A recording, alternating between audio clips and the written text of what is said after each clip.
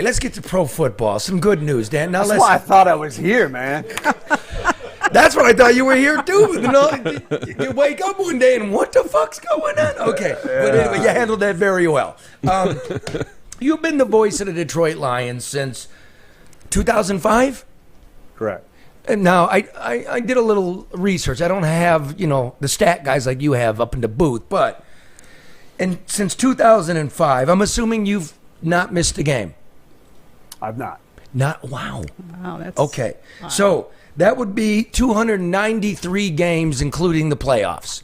293, Dan. Now, they won 108 of those and lost 185. Now, I'm not doing the math. I'll trust you.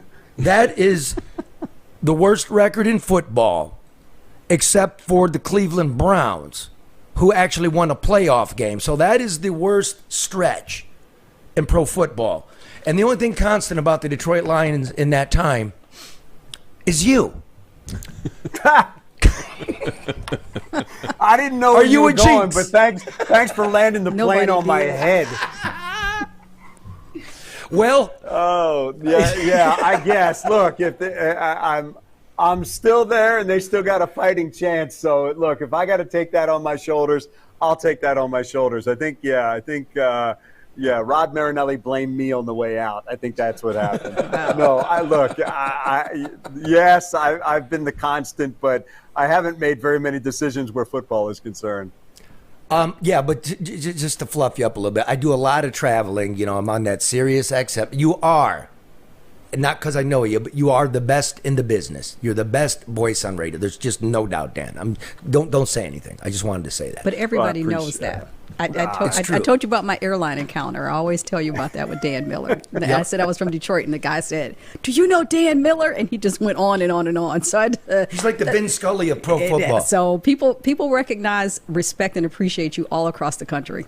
So know that. I appreciate that. I've gone from being the problem to being something good. I appreciate that. That's a big swing here in 5 minutes. Now, having said that, out of every 3 games you've watched the Lions play, they've lost 2 of them. And, that's got to be hard. Are you really excited this year? Like, how much should we believe the hype?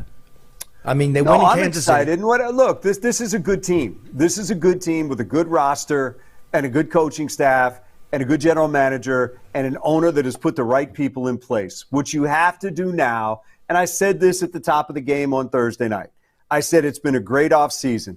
People think the Lions have a good GM, think they have a good head coach, think they have a good owner. And you know what that means right now? Nothing. Because you have to now go out and do it on the field.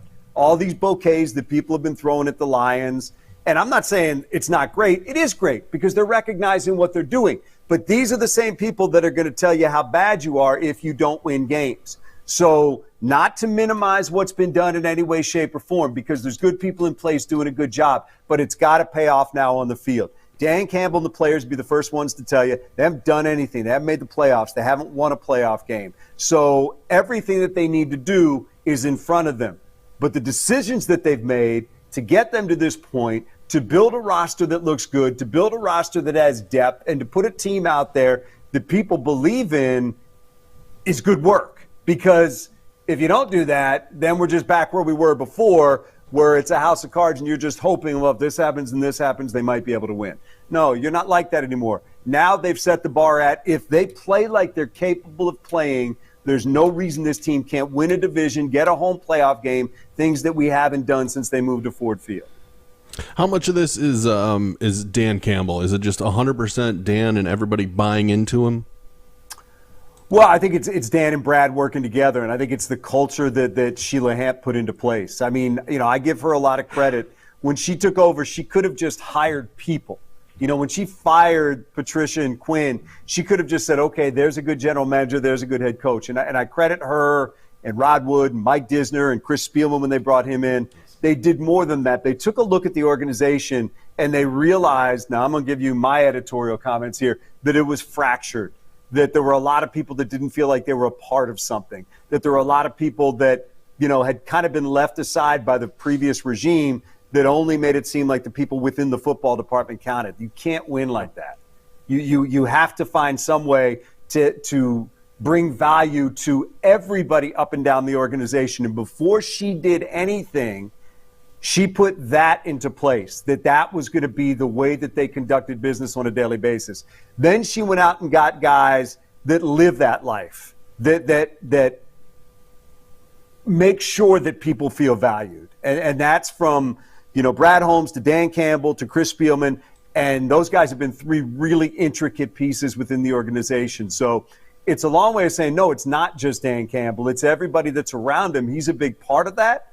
And certainly he's the face of it and the voice of it. But it's the people that they have working together there. The word that they use is collaborating, which truly is a collaboration there of everybody in the organization that has brought this thing together. It sets the table for being successful and sets the table for winning.